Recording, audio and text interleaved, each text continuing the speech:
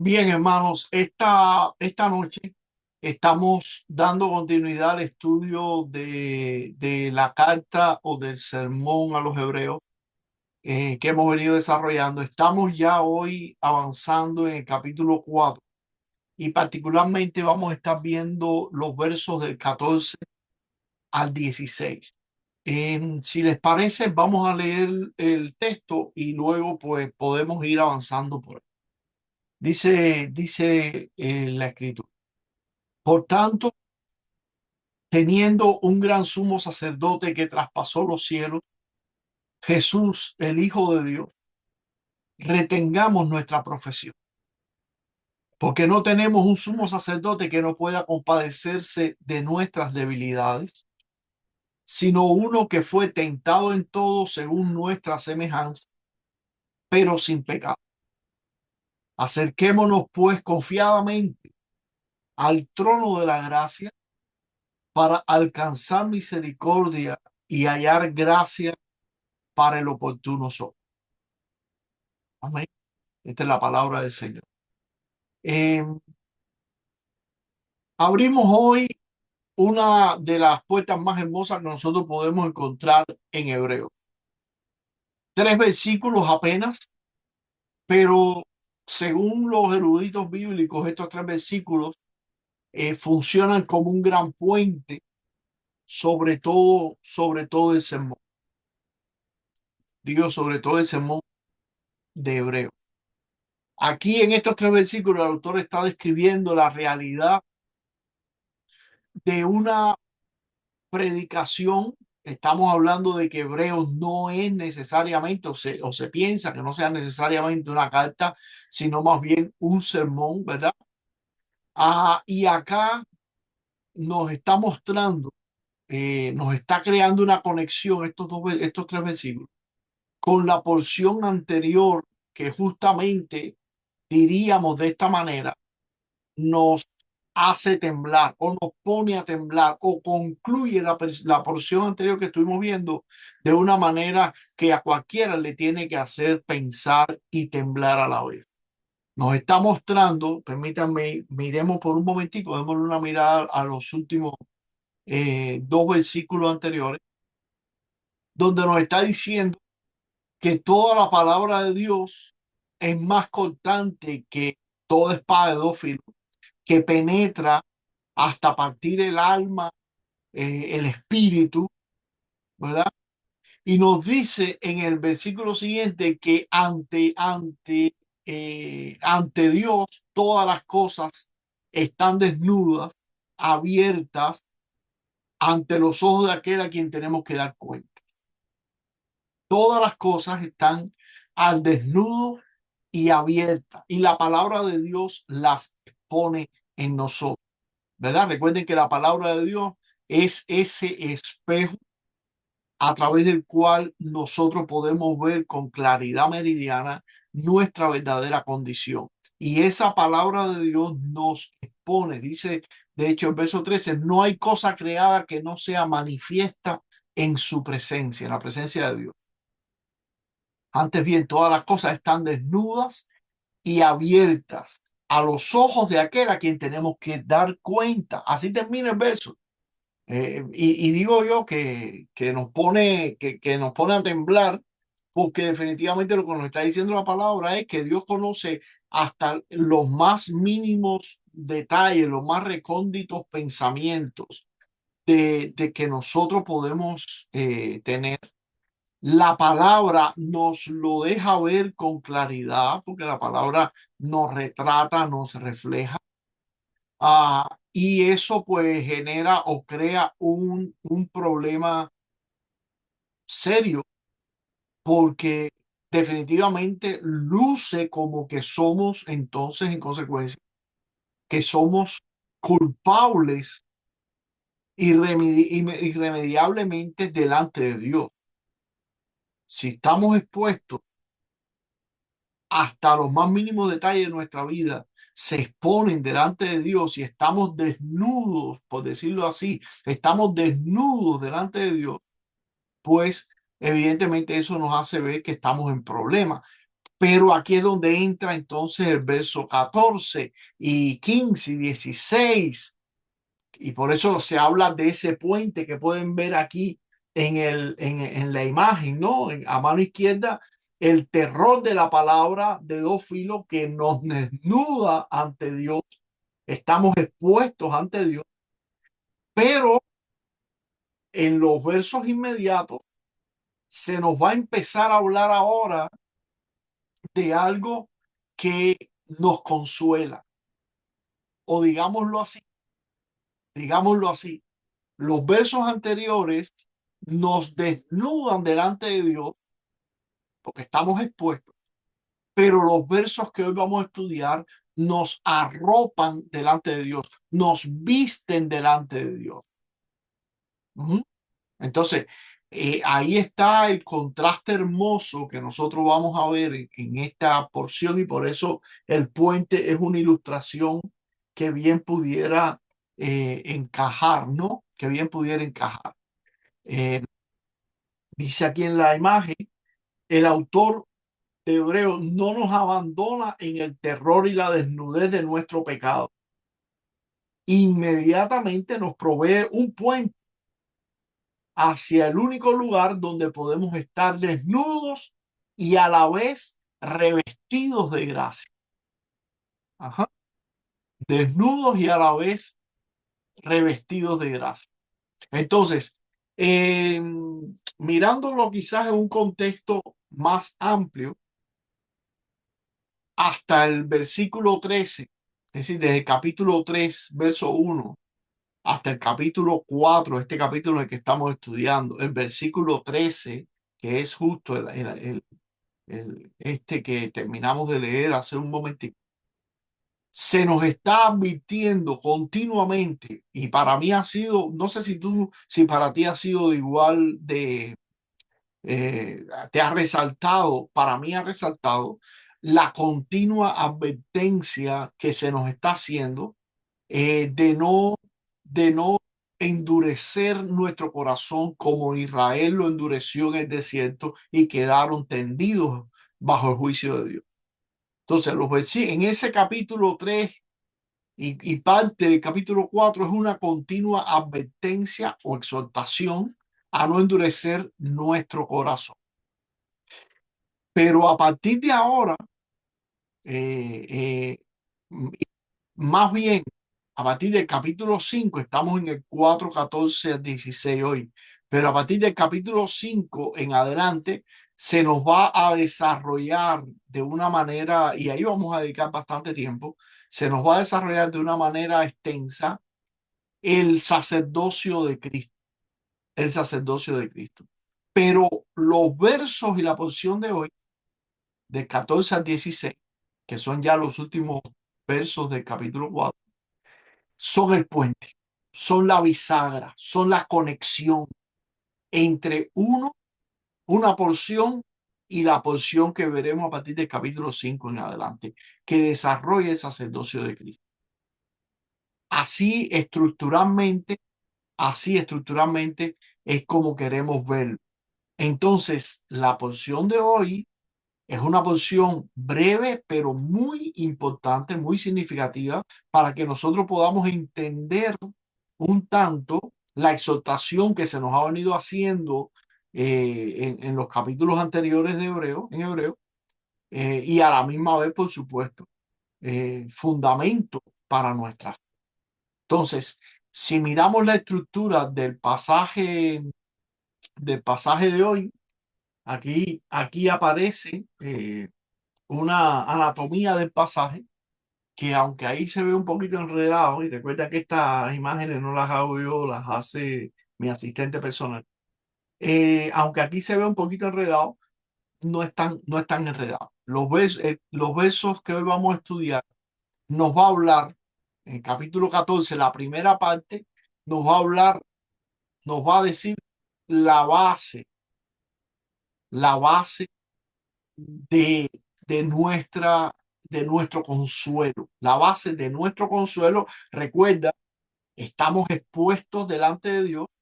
La palabra nos expone como espada de doble filo No podemos ocultar nuestra realidad pecaminosa delante de Dios. Pero a partir de aquí, en verso 14, nos va a traer el consuelo del Evangelio. Primero, la primera parte, justo la primera parte del inciso del verso 14. Tenemos un gran sumo sacerdote. Ten eso en mente. Y eso es lo primero que dice. Por tanto, teniendo un gran sumo sacerdote, esa es la base de nuestro consuelo. Y porque tenemos un gran sumo sacerdote, se nos da una exhortación. En la segunda parte del verso 14, retengamos nuestra profesión. Ajá. Tenemos un gran sumo sacerdote, estás expuesto delante de Dios, no puedes ocultar tu verdadera condición. La palabra de Dios te expone como espada de doble filo que llega hasta lo más recóndito de tu vida y te expone, pero, oh, tenemos un gran sumo sacerdote. Y porque tenemos un gran sumo sacerdote, retengamos entonces nuestra profesión. ¿Por qué? Verso 15. Porque no tenemos un sumo sacerdote que no pueda compadecerse. Ajá. Es decir, nuestro sumo sacerdote no es distante, no está desconectado de nuestra realidad. Eso es importante. Ajá. Y eso nos lleva a una segunda exhortación. Acerquémonos pues confiadamente. Acerquémonos al trono de la gracia confiadamente. ¿Para qué? Termina diciendo entonces en versículo 16, la segunda parte, para alcanzar misericordia y hallar gracia. Porque tú y yo, hermanos amados, estamos desnudos delante de Dios y necesitamos misericordia y gracia. Ujú. Pero tenemos un gran sumo sacerdote. Tenemos ese gran sumo sacerdote que no es distante, que no está ajeno a nuestra realidad. Por tanto, acerquémonos con confianza al trono de la gracia para recibir. Y esto tiene una conexión muy estrecha con el servicio divino. Acerquémonos entonces confiadamente para recibir misericordia y gracia. ¿Verdad? Bueno, a grosso modo, esa es la estructura de este pasaje que vamos a desempacar esta noche un poquito, pero ¿por qué se la pongo aquí al principio? Porque, repito, este pasaje funge como bisagra o como puente entre lo que ya acabamos de ver anteriormente de nuestra condición y el sacerdocio que tenemos en Cristo. Entonces, aquí, esa es la razón por la que se nos sigue insistiendo, retén la profesión. Aférrate a tu profesión de fe. No apostates de la fe, en otras palabras. No le des la espalda a Cristo. Ajá. Tú estás desnudo delante de Dios. La palabra te expone claramente a dónde vas a ir sin Cristo. Y por demás, Él como sumo sacerdote ha abierto el camino para ti. Escúchame, para ti Él abrió el camino. Para que puedas llegar con confianza y acercarte al trono de la gracia y puedas recibir lo que tanto tú necesitas, misericordia y gracia. Ujú. Bueno, dicho esto, vamos entonces a ver el versículo 14. Por tanto, nos dice aquí la palabra, teniendo un gran sumo sacerdote que traspasó los cielos, Jesús, el Hijo de Dios, retengamos nuestra profesión. Retengamos nuestra profesión. Notemos lo primero. El versículo no empieza resaltando un mandato, empieza resaltando un don. No sé si te das cuenta. Empieza diciendo teniendo un gran sumo sacerdote. Y teniendo ese término, teniendo, apunta a algo que ya tenemos, que ya es nuestro. El imperativo, es decir, lo que se nos manda a hacer, es algo que viene después.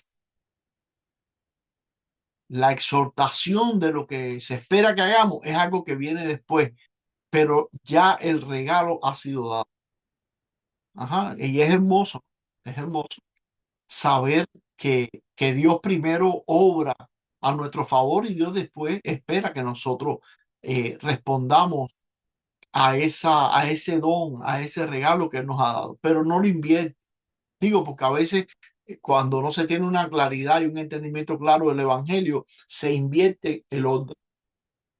Y entonces la fe cristiana termina siendo una fe legalista, ¿verdad?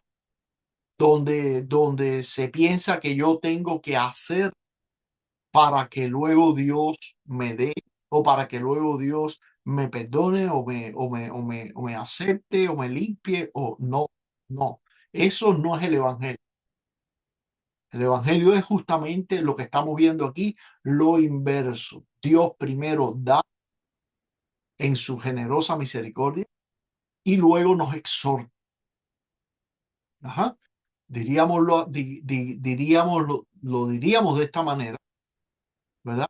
El imperativo, lo que tienes que hacer, viene después del indicativo, lo que se ha hecho por ti. La exhortación viene después del regalo.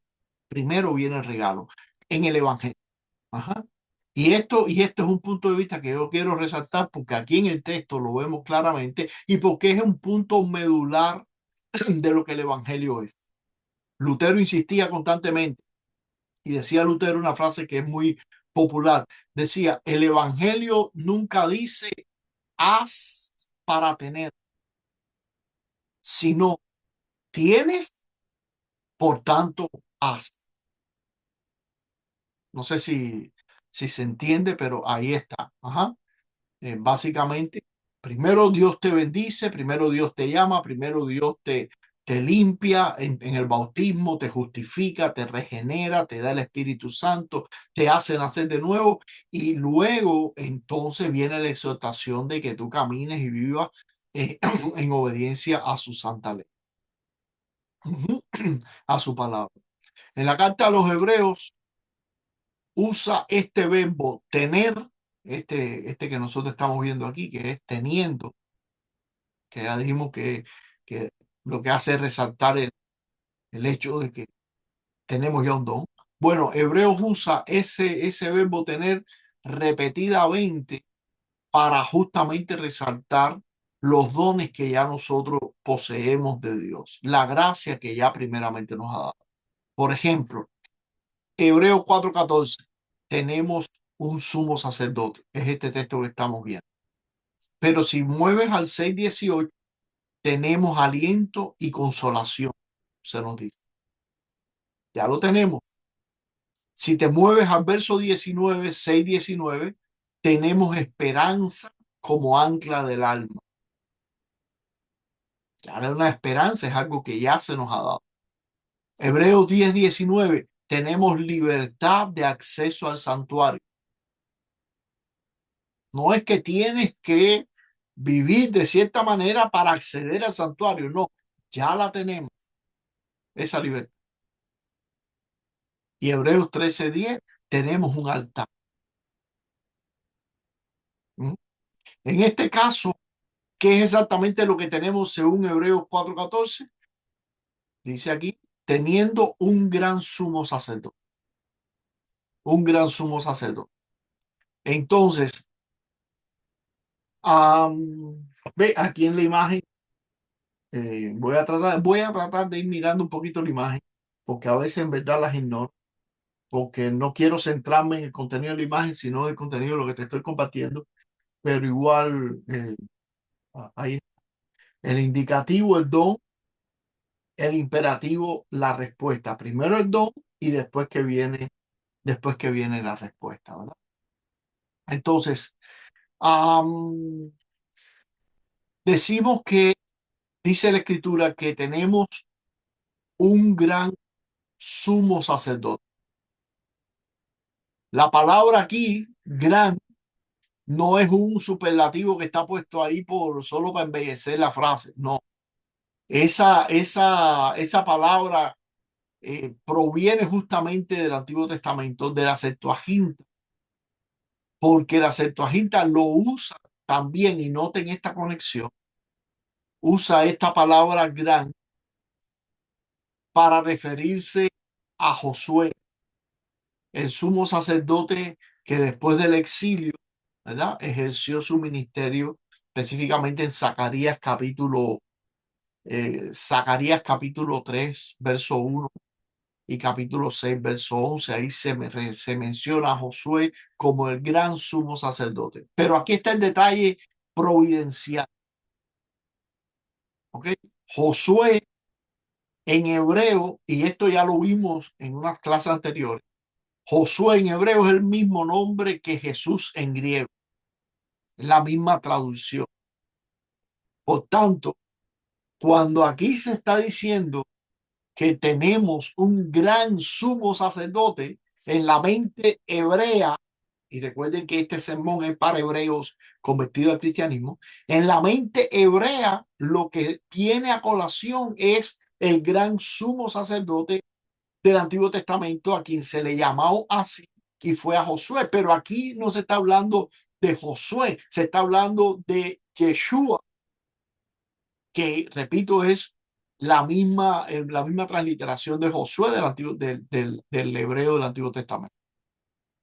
Por tanto, básicamente lo que el autor nos está diciendo es, tenemos al verdadero Jesús, al verdadero Josué, al verdadero Jesús, al verdadero gran sumo sacerdote, ¿ah? De cual aquel Josué del Antiguo Testamento era una sombra como gran sumo sacerdote. Bueno, aquí está el verdadero gran sumo sacerdote. Teniendo un gran sumo sacerdote. Ajá. ¿Y por qué este es grande? Porque este es el gran sumo sacerdote. Bueno, porque mientras que Josué traspasaba el velo para oficiar una vez al año en favor del pueblo, este gran sumo sacerdote se nos dice traspasó los cielos. Teniendo un gran sumo sacerdote que traspasó los cielos. ¿Ah? Y el verbo aquí, traspasó los cielos, no es, no es un verbo como de algo que pasó que ocurrió en el pasado y ahí terminó. No, sino en el tiempo gramatical implica algo que ocurrió en el pasado, pero que sus efectos permanecen en el presente. Ajá. Entonces, mientras que los antiguos sacerdotes de Israel atravesaban el velo del tabernáculo una vez al año, que era el día de la expiación, básicamente, Jesús atravesó los cielos, los reinos de los ángeles, atravesó todo lo que separa a la dimensión espiritual de la dimensión material. Y como hombre, ok, recuerden, en su naturaleza humana, sin dejar de tener su naturaleza divina, como hombre, al traspasar los cielos como sumo sacerdote, tendió un puente entre el cielo y la tierra. Y por eso es esa frase que tan a menudo usamos en relación a la liturgia, lo que es la unión entre el cielo y la tierra, esa conexión, esa fusión entre el cielo y la tierra fue posible gracias a Jesús, quien siendo Dios se hizo hombre quien viniendo del seno del Padre, de ese cielo espiritual netamente, asumió, irrumpió en la naturaleza humana, es decir, irrumpió en la materia y asumió la naturaleza humana. Y ahora, como Dios y como hombre, traspasó los cielos cuando ascendió después de su resurrección. Y lo hizo en su función sacerdotal. Sí, como nuestro sumo sacerdote, como nuestro gran sacerdote, quien ahora en él el cielo y la tierra se unen y el acceso del hombre terrenal, el acceso del hombre terrenal a la unión con lo divino se hace posible a través de Jesucristo. Entonces, quizás un detalle que nosotros podemos sacar de esto es que nuestro sumo sacerdote no se fue al cielo y nos abandonó cuando subió. Él atravesó los cielos, está claro, pero lo que hizo fue abrir el paso. Por tanto, la ascensión de Cristo a los cielos como sumo sacerdote no es alejamiento, al contrario, es apertura. ¿Apertura para quién? Para ti y para mí, que estamos en problemas, que estamos expuestos delante de Dios, desnudos delante de Dios, que tenemos un gran problema en el tema de la santidad con relación a Dios. Pero Cristo ascendió para tender un puente entre nosotros y Dios. Ajá. Abrir el camino entre nosotros y Dios. Bueno, digo Cristo porque es ya justo lo que está diciendo aquí el texto. Teniendo un gran sumo sacerdote que traspasó los cielos, Jesús, el Hijo de Dios. Y esta frase, Jesús, el Hijo de Dios, yo diría que es una frase importantísima aquí en este texto. ¿Por qué? Porque esa es la esencia de nuestra fe cristiana. Esa es la esencia. Esto no es un dato suelto. Esto no es Jesús, el Hijo de Dios, es una estructura doctrinal que está usándose aquí con toda intención. Esta es la confesión de la iglesia, que Jesús es el Hijo de Dios. Es lo que nosotros confesamos en el credo cada vez que lo recitamos, que lo confesamos. Es lo que el Padre proclamó en el bautismo de Jesús. Allá en Mateo 3:17, este es mi Hijo amado.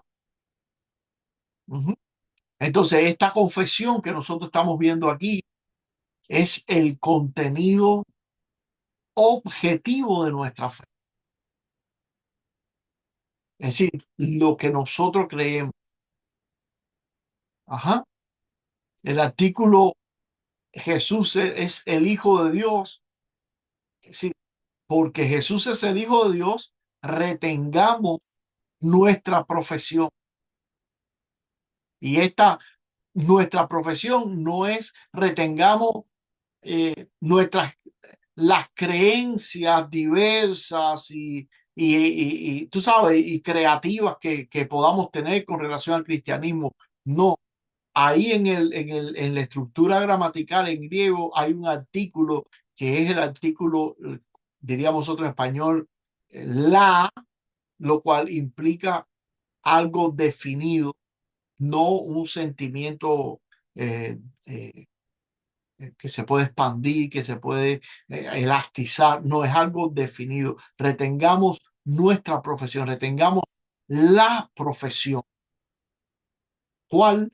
La de que Jesús es el Hijo de Dios. Esta es nuestra fe cristiana. Esta es la verdad que nosotros creemos. Ajá. Y recuerden que justo es esta exhortación la que se nos viene dando hace ya desde bastantes versículos atrás a nosotros los cristianos. Retengamos nuestra profesión. no nos deslicemos, cuidado, no nos deslicemos de nuestra fe. Ajá. Cuidado, no se endurezcan nuestros corazones. No lleguemos a la apostasía, a la incredulidad, como decía.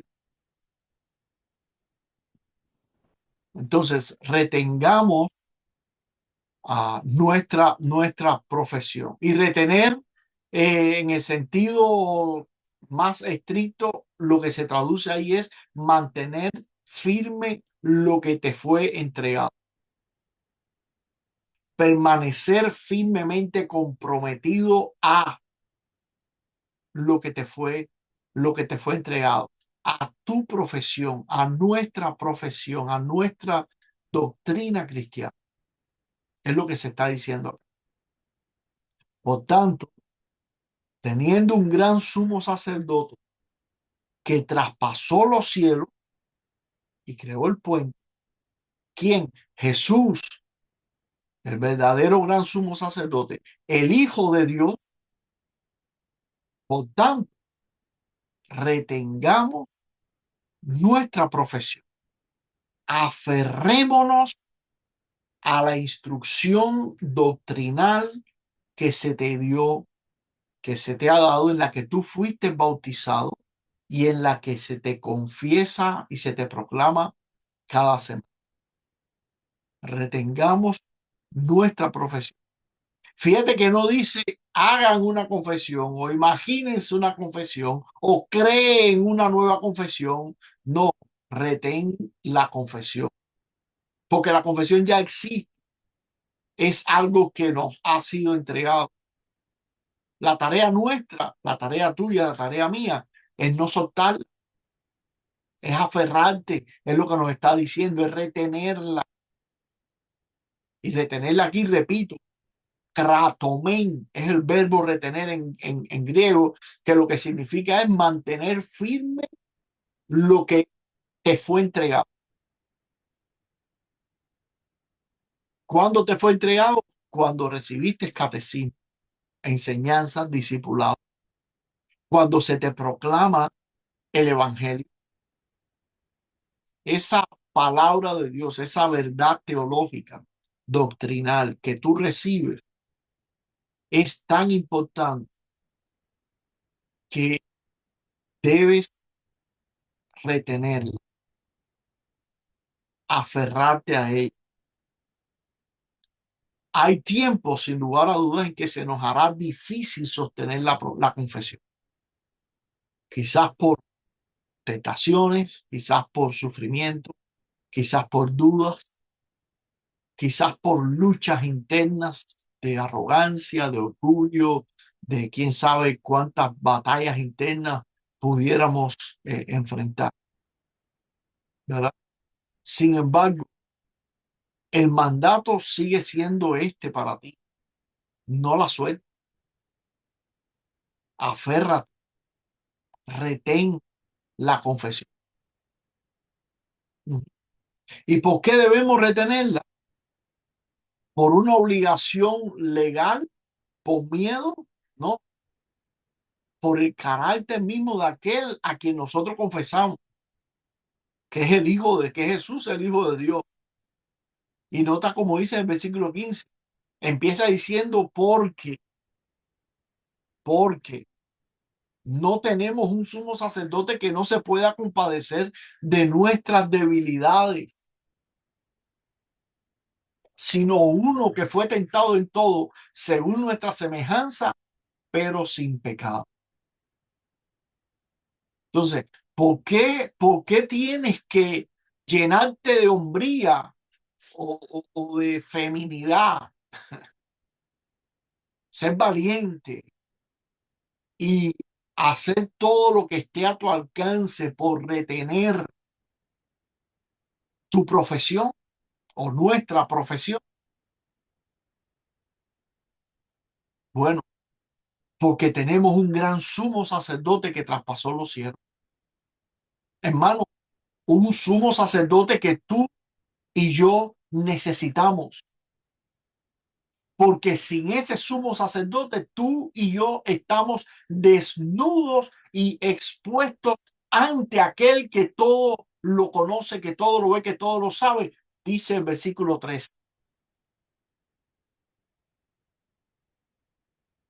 Entonces, porque necesitamos, porque esa es nuestra realidad, necesitamos y porque tenemos este gran sumo sacerdote, buena noticia, buena nueva, tenemos este gran sumo sacerdote, retengamos nuestra profesión. Ahora, ¿quién es este gran sumo sacerdote?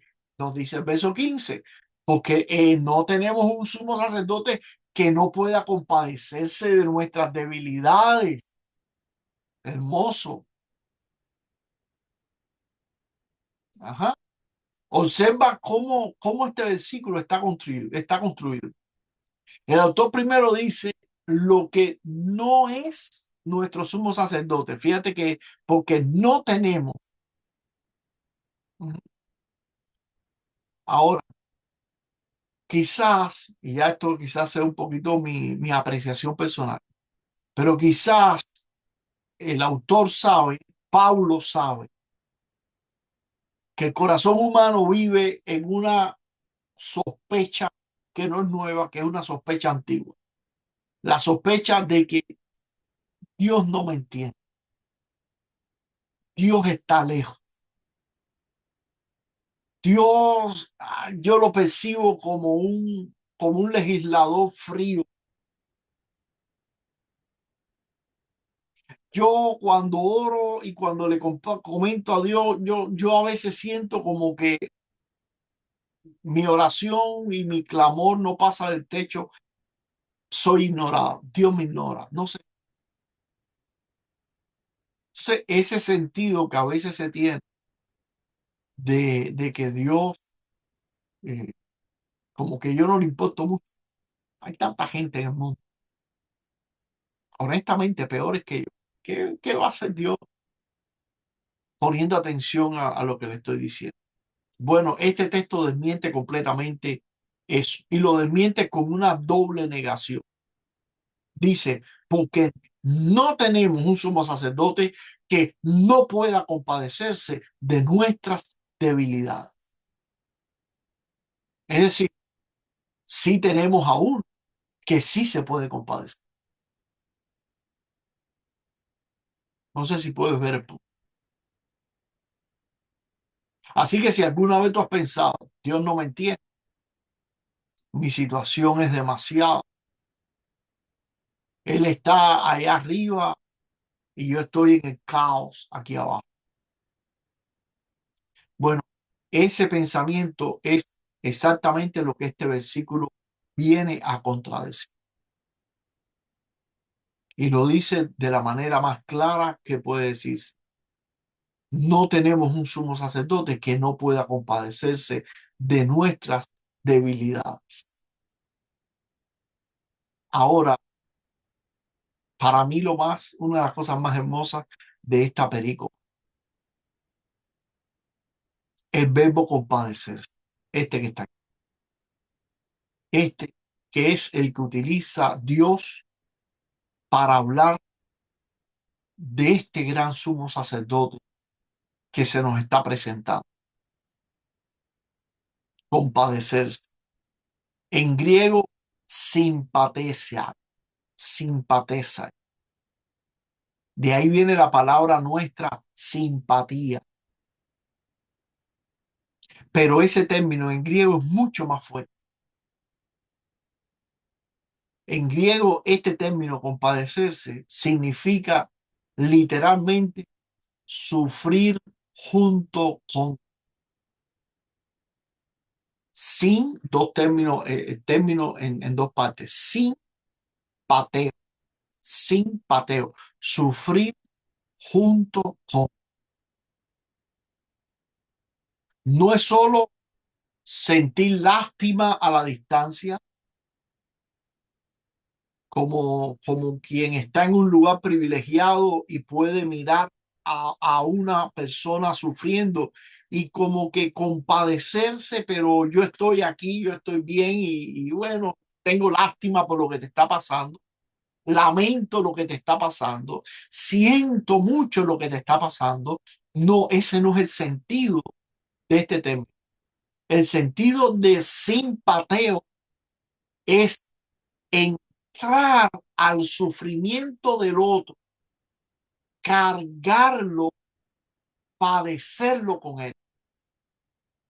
Entonces, nota la profundidad de este texto, de esta palabra que nos describe al gran sumo sacerdote que tú y yo tenemos.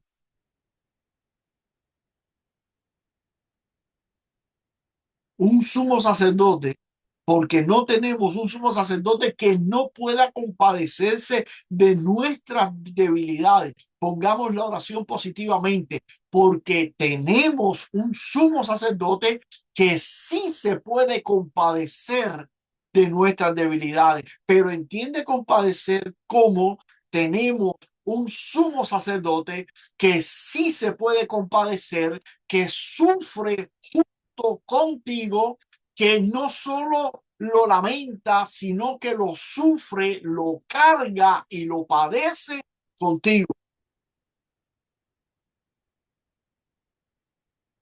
aunque tú no lo sientas, aunque tú no lo veas. Él está contigo, sufriendo, cargando junto a ti el sufrimiento que tú enfrentas, el dolor que tú enfrentas, la prueba que tú enfrentas, la tentación, escucha, la tentación que tú enfrentas.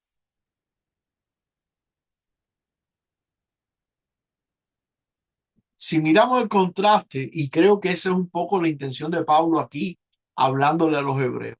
Si miramos el contraste con el sacerdocio del Antiguo Testamento, el sacerdocio levítico, ¿cuál era la función del sacerdote del Antiguo Testamento? Él venía y ofrecía sacrificio por el pueblo, Levítico 16, pero él lo hacía como un funcionario, como alguien que había sido encomendado para esa labor. Vamos a decir, desde su lugar privilegiado. Venía y ofrecía un sacrificio a Dios por esta persona o por la nación o por el rey en un momento puntual que estaban pasando por X situación o por sus pecados.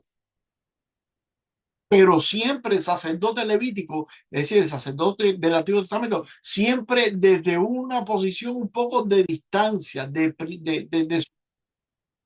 su privilegio.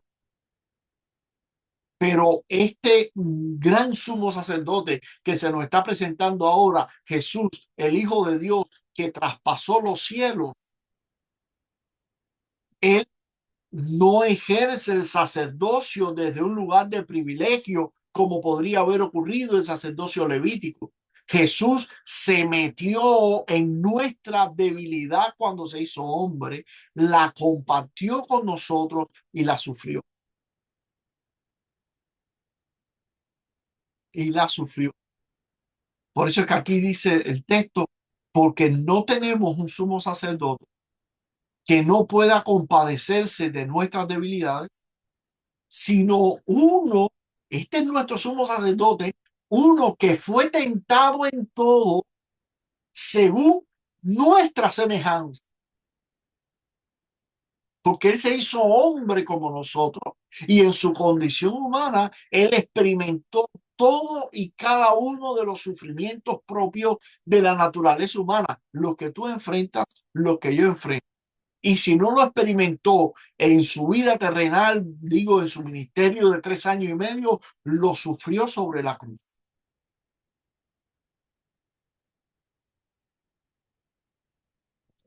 Por tanto, este sumo sacerdote, el Hijo de Dios, sí, sí se puede compadecer de ti. Sí sabe lo que tú sufres y lo sufre contigo. Sí conoce, hermano, hermana, tu sufrimiento, tus luchas, tus tentaciones, pero no solo lo conoce, lo camina contigo, los camina contigo, porque esas son nuestras debilidades. No, dice, no, él puede compadecerse de nuestras debilidades. Y cuando aquí habla de debilidades, no se refiere a específica o exclusivamente a enfermedades, como a veces uno relaciona el tema del sufrimiento netamente con enfermedad, con este tipo de cosas. No, no, no, aquí es algo bien amplio que incluye todo lo que vuelve al hombre vulnerable: hambre, privación, abuso, vergüenza, ansiedad, depresión, debilidad, enfermedad, muerte, condenación, tentaciones, dudas. Jesús conoce todo eso y lo conoce desde adentro. Así que lo que tú estás atravesando hoy, sea lo que sea que te angustia, que te aflige, Jesús lo conoce, pero lo conoce no de oída, no porque tus oraciones tú se lo das a conocer, sino lo conoce por experiencia propia. Dice él, uno que fue tentado en todo, lo conoce por experiencia propia. Por eso lo hace único para compadecerse por ti. Ahora mismo él se está compadeciendo de él. Ahora fue tentado en todo y fue tentado en todo según nuestra semejanza. Ujú. Como Dios siempre mantuvo su divinidad, pero como hombre, él experimentó las tentaciones. Pero aquí viene el contraste, yo digo un contraste decisivo, marcado en griego por una sola palabra. Dice, fue tentado en todo según nuestra semejanza, pero sin pecado. Ajá. En español son quizá ahí tres palabras, pero sin pecado. Pero esas palabras, que en griego es una sola, lo cambia todo. Es decir, Jesús fue tentado como nosotros, por eso él puede compadecerse de nosotros, pero él no pecó. A pesar de todo el sufrimiento que pudo haber enfrentado en su vida de 3 años, o todo el sufrimiento que pudo haber cargado sobre la cruz, él en su naturaleza humana no pecó, no se contaminó. Toda la basura del mundo pudo haber venido sobre él, pero él no la tomó. Ajá. De hecho, Hebreo mismo más adelante va a referirse a él como santo, inocente, sin mancha, apartado de los pecadores. Por tanto, justamente esta frase es importante, pero sin pecado, porque esa pureza de Cristo, el gran sumo sacerdote, que se compadece desde adentro con nuestras debilidades, porque él también fue tentado en todo, pero sin pecado, esa pureza de Cristo, ahí es donde descansa nuestra justificación. Fíjense si es importante esa última frase, pero sin pecado, porque ahí justamente, si Jesús hubiera pecado, Jesús no podría haber muerto por nosotros. Su sangre definitivamente habría sido la sangre de un pecador más, no la sangre de cordero sin mancha. Ujú.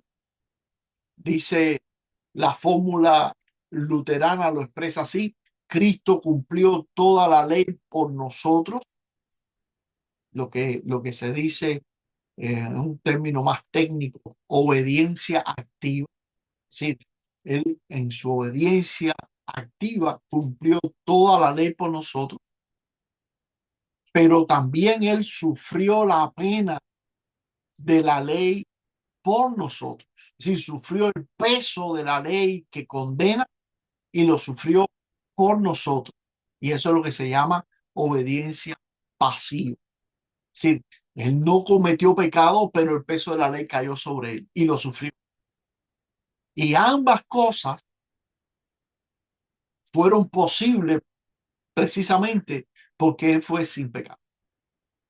Y ahí es donde descansa nuestra justificación. Somos justificados por Jesucristo a través de su obediencia activa, porque Él cumplió toda la ley por nosotros, y a través de su obediencia pasiva, porque Él cargó con el peso de toda la ley por nuestras transgresiones, pero Él no pecó.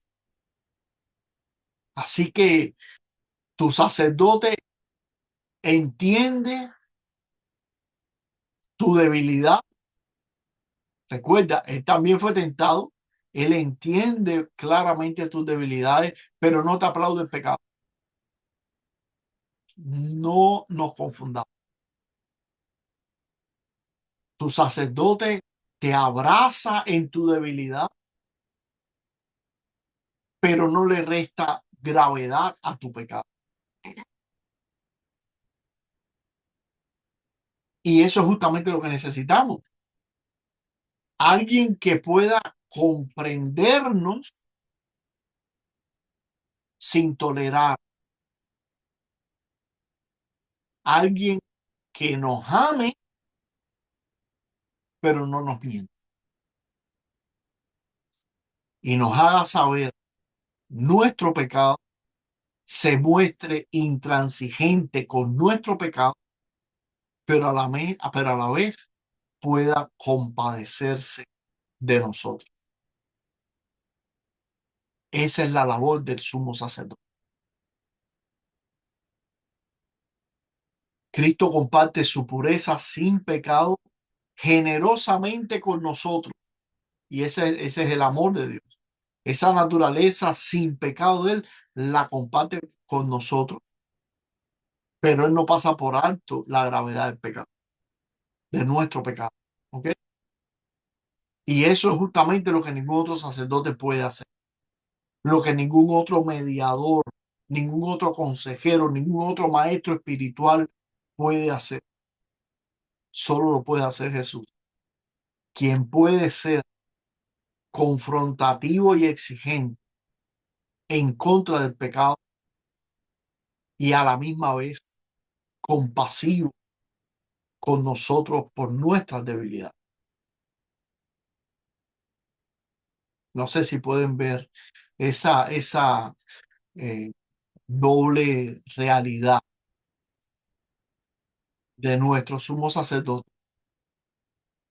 Uno que puede compadecerse de nuestras debilidades porque fue tentado en todo según nuestra semejanza, pero Él nunca pecó, sin pecado. Y como tenemos este sacerdote, dice el verso 16, pues diríamos, lo podemos traducir como por tanto, acerquémonos pues confiadamente al trono de la gracia. Miren qué exhortación más hermosa esta, hermano. Acerquémonos pues qué, bueno, pues todo lo que te he dicho anteriormente, puesto que tenemos a este gran sumo sacerdote, esto está tremendo. Puesto que tenemos a este gran sumo sacerdote que traspasó los cielos, no la cortina del lugar santísimo, no, traspasó los cielos. ¿Quién? Jesús, el Hijo de Dios. Retengamos nuestra profesión. ¿Por qué? Porque no tenemos un sumo sacerdote que no pueda compadecerse de nuestras debilidades. Tú puedes llegar hasta las metas. Tú puedes resistir hasta el final. Tú puedes perseverar. Tú no tienes que caer como Israel en el desierto, presa de la duda, de la incredulidad, de la dureza de corazón. No, tú puedes llegar hasta el final. ¿Por qué? Porque tenemos a un sumo sacerdote que puede compadecerse de nuestras debilidades, que te ayuda a retener tu profesión de fe hasta el final, a pesar de tu sufrimiento, de tus luchas, de tus debilidades. ¿Por qué? Porque Él se puede compadecer, ¿Por qué? Porque él fue tentado en todo según nuestra semejanza, pero él nunca pecó. Él entiende claramente tu dolor, tu sufrimiento, tu angustia, tus tentaciones, tus luchas. Él las carga contigo, él las pesa contigo, él no las tolera, él no te pasa la mano cuando peca, él va a ser confrontativo, pero él a la misma vez es compasivo. Por tanto, por tanto, acerquémonos confiadamente, confiadamente, parresia. Ya ese texto, ese término ya lo hemos hablado y lo tocaremos un poquito hoy. Acerquémonos pues confiadamente al trono de la gracia, hermano. ¿Para qué? Para alcanzar misericordia, lo que tú y yo tanto necesitamos. Para alcanzar misericordia y hallar gracia para el oportuno socorro. Este lenguaje, acerquémonos, es un término, bueno, no te lo voy a decir en griego porque en verdad es un trabalengua, pero es un término técnico del Antiguo Testamento litúrgico. Y ese acerquémonos, este que está aquí, que comienza el verso 16, se usaba en el Antiguo Testamento para describir el acercamiento de los sacerdotes al altar en el servicio divino del tabernáculo y del templo. ¿Ok? Ese era el término que se usaba en la Septuaginta, lo tradujo cuando las escrituras hebreas eh, eh, israelitas, lo que nosotros llamamos el Antiguo Testamento, fueron traducidas al griego. Antes, estaba hablando 200 años antes de Cristo, cuando las escrituras por primera vez fueron traducidas al griego del hebreo. Esa traducción que se le conoce como la Septuaginta, ¿verdad? Usó este término, acerquémonos o acercarse, era el término que usaba para describir cuando el sacerdote se acercaba al altar en el servicio divino del tabernáculo y del templo. Ajá. Pero aquí Pablo lo está utilizando para decirnos a nosotros, acerquémonos, noten, quiero que noten esto, noten que está usando el término que para la mentalidad hebrea a quien él le está hablando, entiende claramente lo que Pablo quiere decir, la conexión que Pablo está haciendo, porque ellos entienden que ese es el término que se utilizaba para describir al sacerdote cuando se acercaba a ejercer el oficio divino al templo. Pero aquí Pablo está usando ese término y lo está virando patas arriba. Le está dando con un sentido, lo está cristianizando, lo está haciendo cristológico. ¿Mm? En lo que el antiguo pacto, el acercarse, estaba reservado solo para el sumo sacerdote. Recuerden que él era el único que podía acercarse al templo para ejercer su oficio. Y ojo, esto lo podía hacer solo una vez al año, el día de la expiación, el Yom Kippur. Sin embargo, aquí, ahora, Pablo, inspirado por el Espíritu Santo, está abriendo esa invitación, no a un sacerdote, sino a una nación de sacerdotes y gente santa, a toda la congregación. Y no una vez al año, sino todo el tiempo. Esto, esto es, esto es una bomba teológica en la mente hebrea, una bomba teológica. Permiso, Acerquémonos pastor, una adelante. pregunta. Yo hallo un cumplimiento para nosotros hoy en ese versículo en la cena. No sé si tenga Bueno, razón. hermoso ese planteamiento. Y yo diría, Josué, que eso que tú acabas de decir, pudiéramos decir que es la cúspide del acercamiento para nosotros. La cúspide, ¿no? El momento más cimero, más sublime, en el cual se nos da de manera tangible en este lado de la eternidad el acercarnos es justamente cuando venimos a comulgar en la Santa Cena, exactamente. Aquí es tremendo porque ese acercarnos ya no se está limitando a un oficio sacerdotal levítico determinado en un tiempo limitado determinado una vez al año, sino que ahora se está abriendo, está haciéndose universal. Y esto es justamente lo que se conoce en nuestra teología protestante como el sacerdocio universal de los creyentes. Esta es la manera más correcta de entender y concreta de entender el sacerdocio universal de los creyentes. Porque a veces se entiende el sacerdocio universal de los creyentes como que ahora todo el mundo tiene que predicar el evangelio y todo el mundo tiene que hablar de Cristo y todo el mundo puede ser pastor y todo el mundo puede predicar en una iglesia porque el sacerdocio universal de los creyentes. No, eso no es el sacerdocio universal de los creyentes.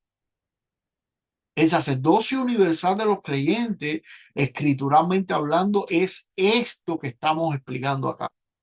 Es la apertura que Cristo, el Hijo de Dios, como gran sumo sacerdote, a través de su ministerio, muerte y resurrección y ascensión a los cielos, la apertura que él hizo para que ahora todo creyente en Jesucristo pueda acercarse, ¿verdad? De manera concreta y continuamente a la misma presencia de Dios.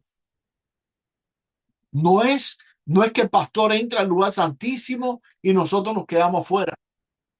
Por ejemplo, si hacemos lo enfocamos en el servicio divino el domingo, ahora nosotros como pueblo cristiano, no es que yo como pastor soy el que oficio y el pueblo está afuera. A veces quizás ese es el sentido católico romano, donde el sacerdote se le sigue dando un matiz judaico, ¿verdad? Donde el sacerdote es el que oficia el sacrificio en favor del pueblo que está por allá y el pueblo no se puede acercar y el sacerdote es como una especie de mediador, pero un mediador medio divino.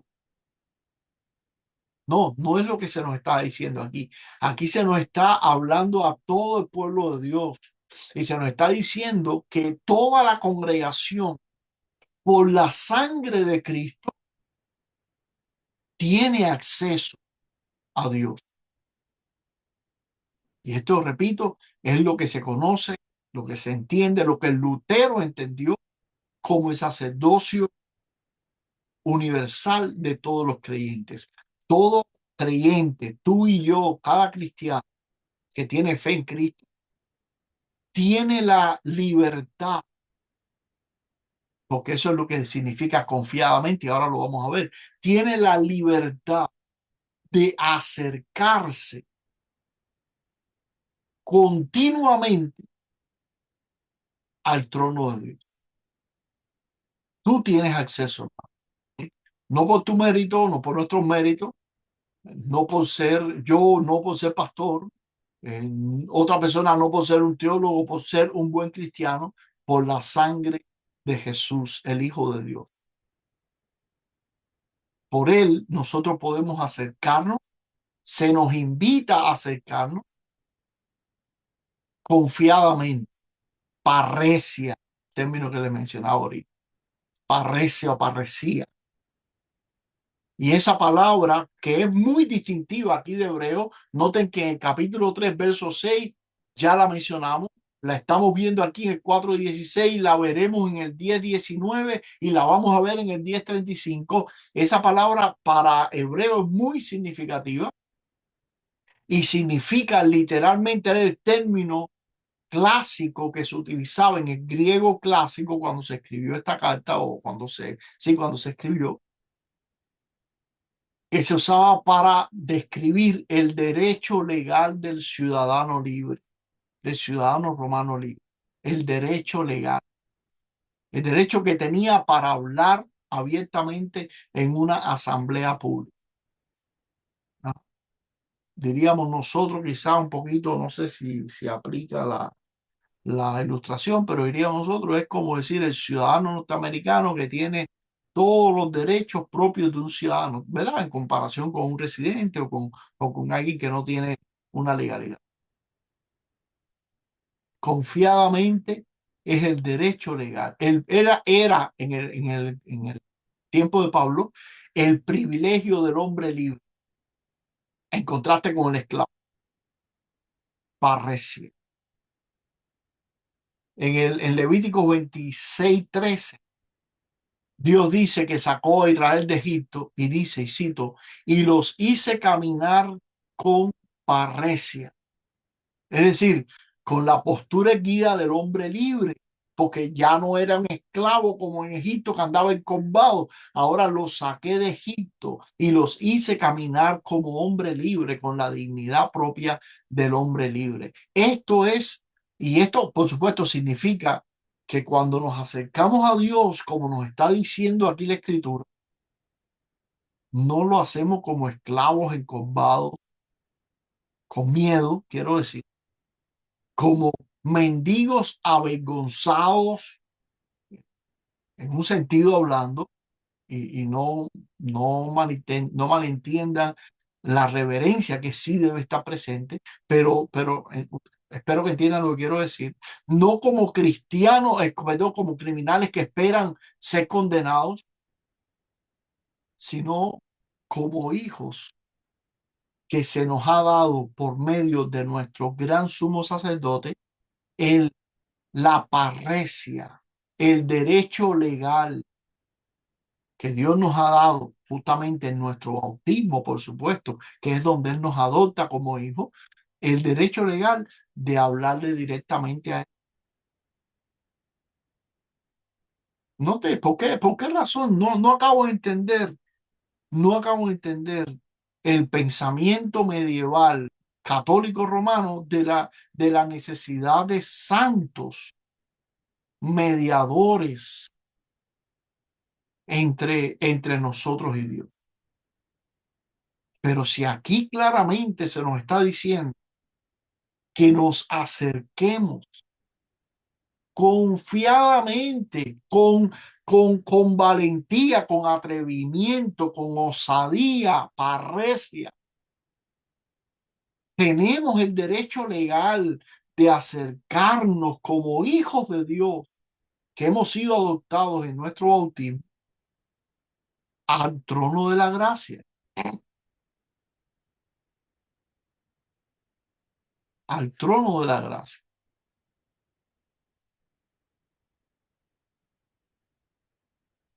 Y esa expresión, al trono de la gracia, la encontramos solamente aquí en Hebreo, solamente aquí en Hebreo.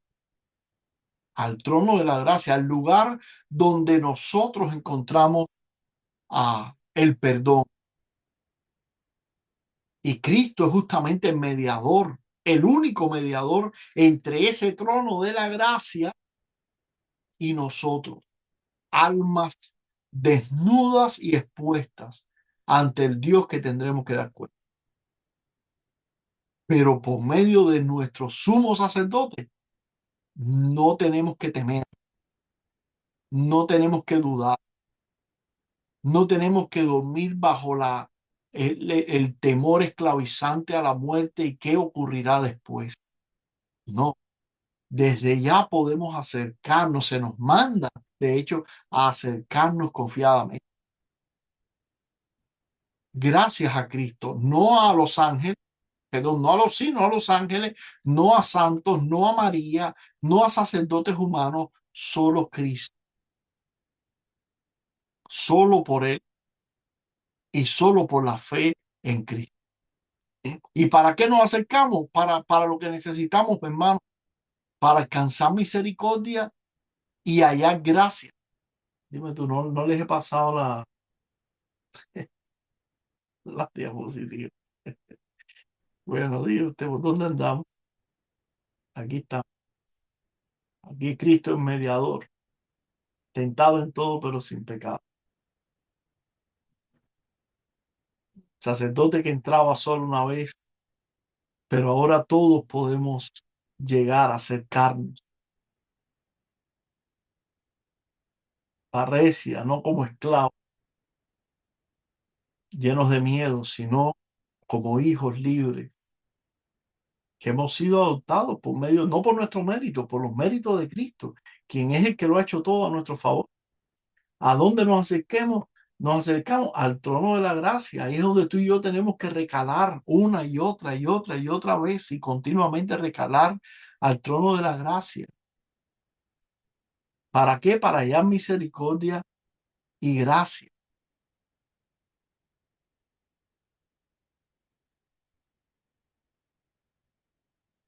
Gracia significa favor,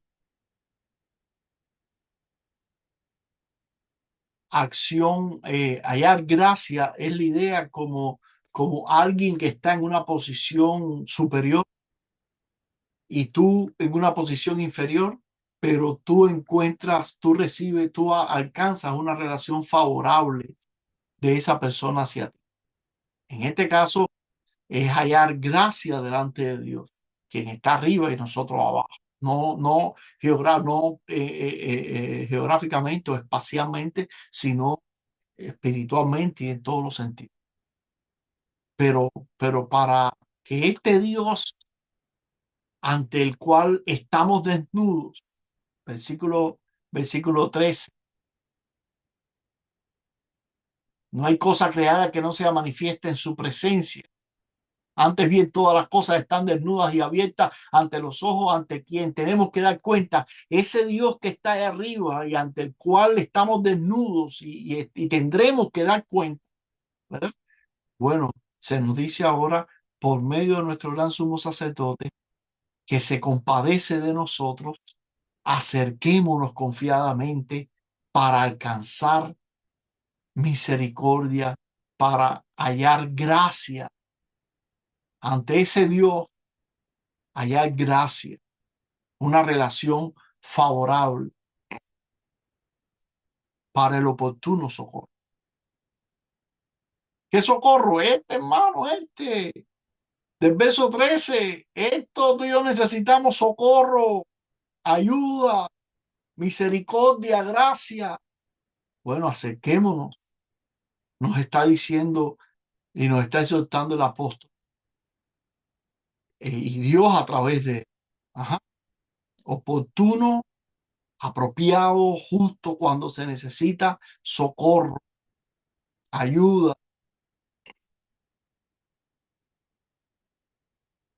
Y esto conecta, y yo decía al inicio, esto conecta directamente con nuestro entendimiento luterano propiamente de lo que la oración es, de lo que ah, eh, la invitación a la que nosotros podemos accesar como sacerdocio universal a la presencia de Dios. Y a lo que ocurre en el servicio divino el domingo,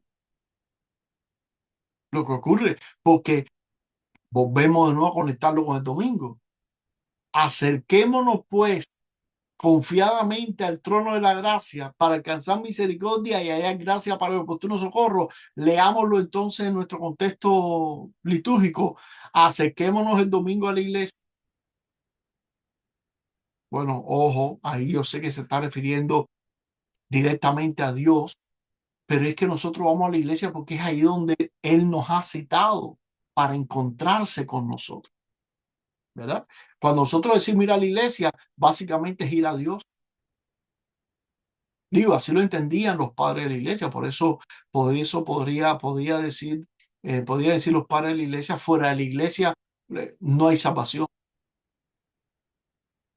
O quien no tiene, quien no tiene a la iglesia por madre no puede tener a Dios por padre.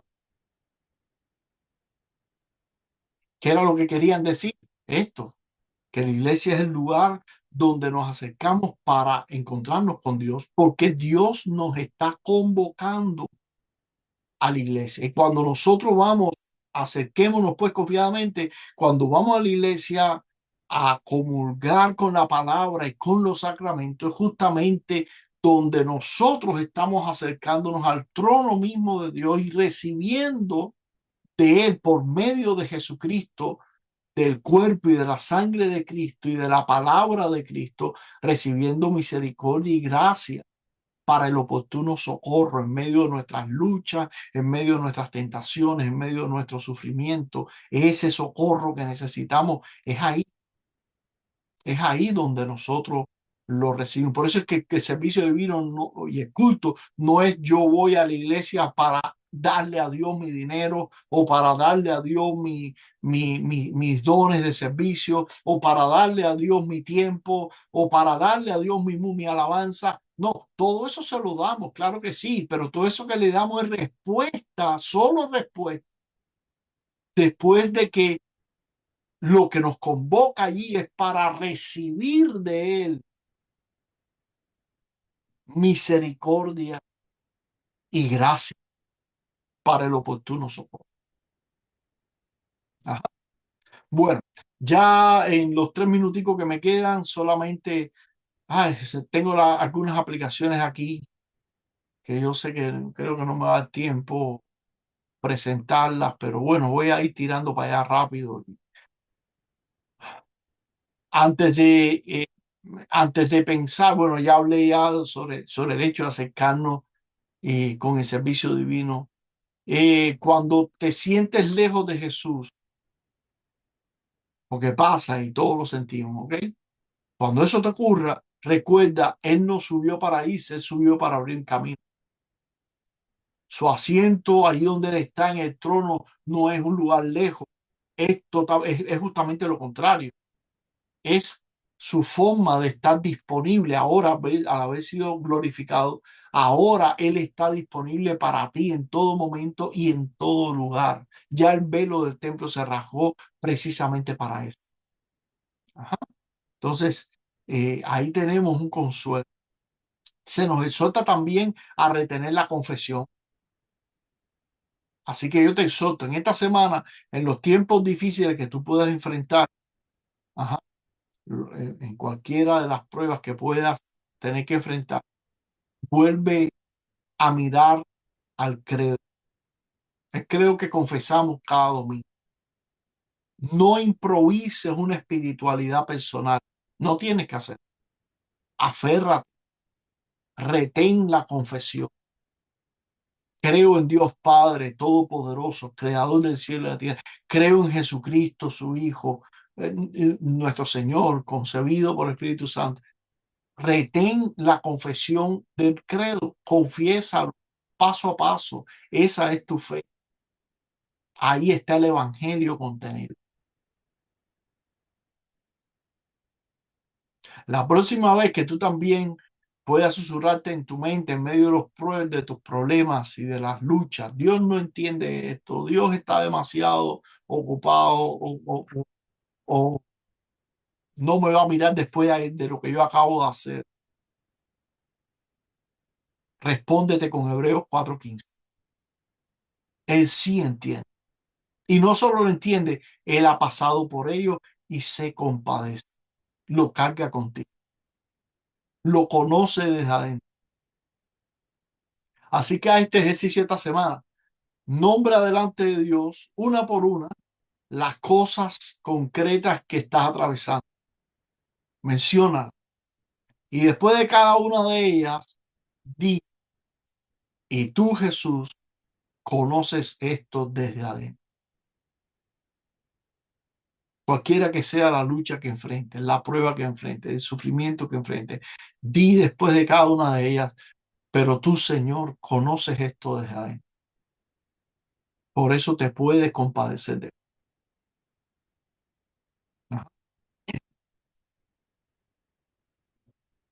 Bueno, para concluir, solamente ya, ah,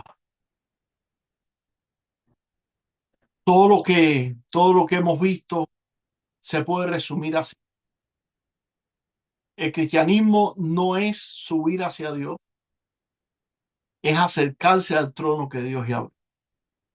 No es ganarse el acceso a Dios, es ejercer el acceso que ya nos ha sido dado.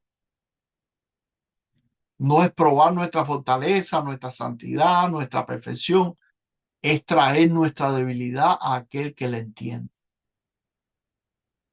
Y por eso justamente es que en el servicio divino, cuando nosotros cantamos el Kyrie eleison, Señor, ten piedad, eso no es una fórmula vacía. Eso es exactamente lo que Hebreos 4:16 nos manda hacer, que nos acerquemos al trono de la gracia para alcanzar misericordia. Amén. No sé si tienen alguna pregunta, algún comentario, algo que quisieran agregar.